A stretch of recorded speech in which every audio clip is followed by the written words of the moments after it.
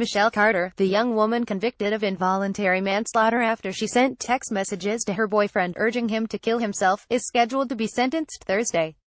A Massachusetts judge in June found Carter, 20, guilty encouraging her 18-year-old boyfriend, Conrad Roy, to take his own life 3 years ago. Roy killed himself on July 12, 2014 by inhaling carbon monoxide produced by a water pump in his truck. The teen, who had a history of mental illness and had previously attempted suicide, got out of the truck because he was scared, but Carter urged him to get back in, according to text messages she exchanged with her friends. Share on email, share on link, share on Facebook, share. Carter waived her right to a jury trial, leaving her fate to be decided by Judge Lawrence Moniz, who returned with a guilty verdict. During Thursday's sentencing hearing, Moniz will decide if Carter should go to prison for her role in Roy's death. Delivering his verdict in June, Moniz said that Carter's actions constituted wanton and reckless conduct when she instructed Roy to get back in his truck despite knowing that it was a toxic environment inconsistent with human life. He said that her conduct caused Roy's death.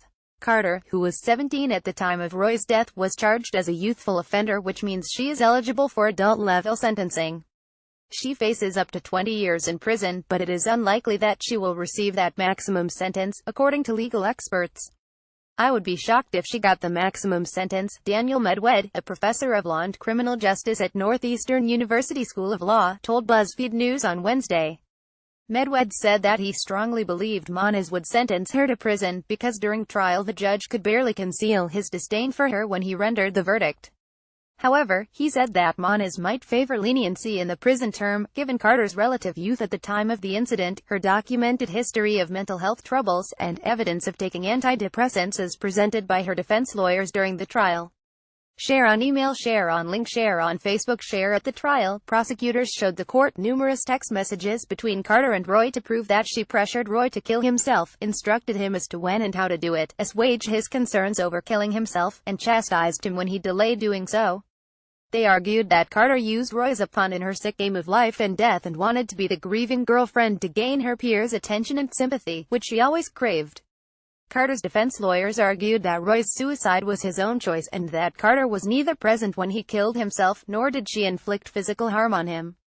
A controversial psychiatrist testified that Carter was involuntarily intoxicated on antidepressants before Roy's suicide, which led her to become grandiose and delusional. While the judge did not give credence to the psychiatrist's contention in his verdict, it is likely that he will consider Carter's mental health issues and medication as mitigating factors in the sentencing, Medwed said. He suggested that victim impact statements from the Roy family will also play a role in Moniz's decision. It will be very important in what they have to say, Medwed said.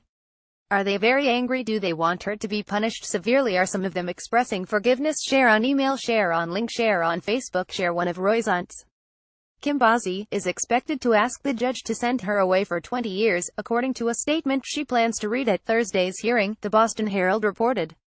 I believe she should be kept far away from society, Bossie wrote in the statement obtained by the Herald.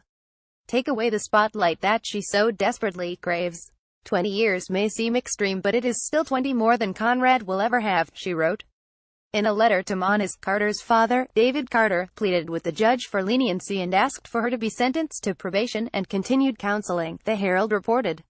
She will forever live with what she has done, and I know will be a better person because of it, David Carter wrote in his letter. I ask of you to invoke leniency in your decision-making process for my loving child Michelle. He asked the judge to consider that his daughter was a troubled, vulnerable teenager in an extremely difficult situation and made a tragic mistake. Carter's lawyers will likely appeal the verdict in higher courts after the sentencing. Joseph Cataldo, her defense lawyer, declined to provide a comment to BuzzFeed News before the sentencing. Medwed believes there's a fairly good chance the conviction could be reversed on appeal based on causation, in that Carter didn't directly cause Roy's death, he caused his own death.